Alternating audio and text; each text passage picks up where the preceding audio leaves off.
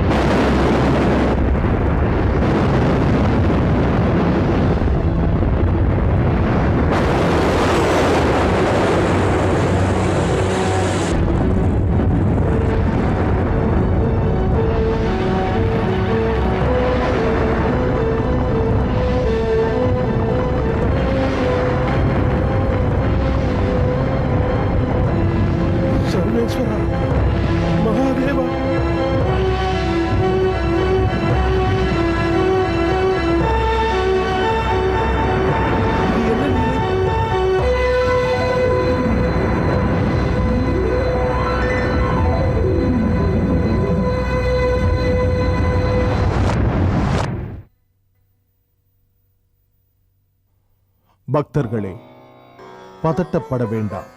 மகாபிரபுவே, சோமேஸ்வர லிங்கத்திலிருந்து காட்சியளிக்கும் தாங்கள் யார்? சிவனின் சத்யோஜாத முகத்திலிருந்து வெளியேறி அவரது ஆணைப்படியே மனித குலத்திற்கு ஞான ஒளியை வழங்கி சிவதத்துவ சிவாச்சாரியர்களின் விளக்கங்களை அனைவருக்கும் தெளிவுபடுத்த வந்திருக்கும் ரேணுக கணாதீசன்.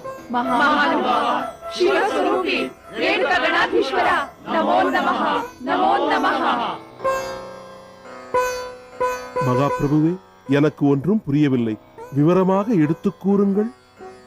வேதோபதேசங்களுக்கு புது வழிமுறைகளை கூறி சிவ சித்தாந்தங்களை உருவாக்கவும் சிவ தர்மத்தை வளர்க்கவுமே யாம் வந்திருக்கிறோம். சிவசிவா, சிவயோகி, தாங்களே எங்களுக்கு சாக்ஷாத் பரமேஸ்வரன். தங்களை பார்த்த எங்களுக்கு சாக்ஷாத் சிவனின் தரிசனமே கிடைத்தது போல எங்கள் ஜென்மம் புனிதமாகிவிட்டது. நாங்கள் முக்தி அடைந்தது போல உணர்கிறோம். அது மட்டும் போதாது, சிவ சாயுத்தி அடைய வேண்டும்.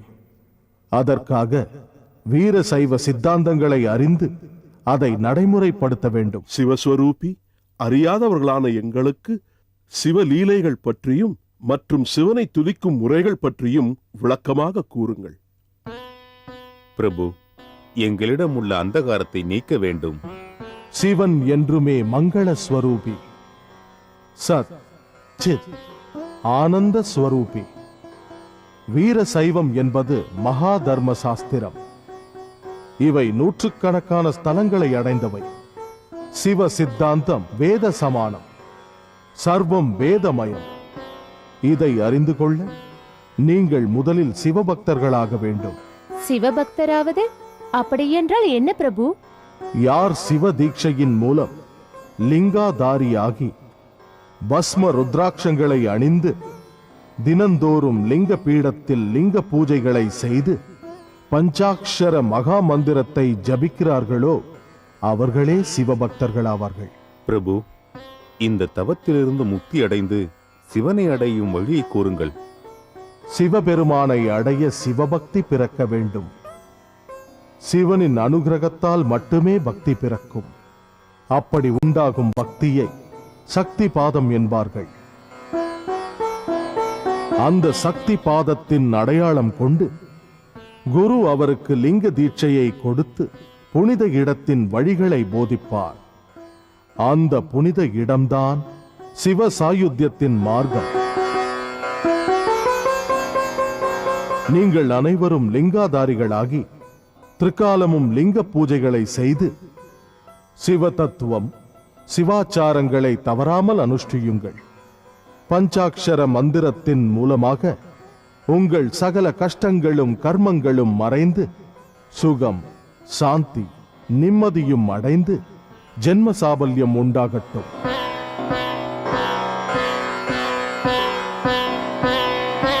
மேலும் என் பயணம் மலையாச்சல தத்துவுக்கு. அங்கு அகத்திய மகரிஷிகளுக்கு சிவதத்துவத்தை போதனை செய்து வீர சைவ சித்தாந்தங்களை விளக்கமாக கூறி தெளிவுபடுத்துவேன். உங்கள் அனைவருக்கும் மங்களம் உண்டாகட்டும்.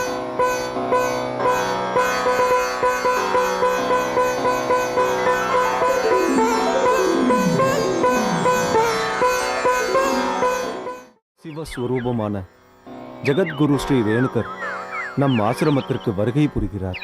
சிஷ்யர்களே, பரமேஸ்வரனின் பஞ்ச முகங்களில் ஒன்றான சத்யோஜாத முகத்தில் ஜனனம் பெற்று பூலோகத்தில் குல்யபாகத்தின் சோமேஸ்வர லிங்கத்தில் உதித்து ஸ்ரீ ரேணுகர்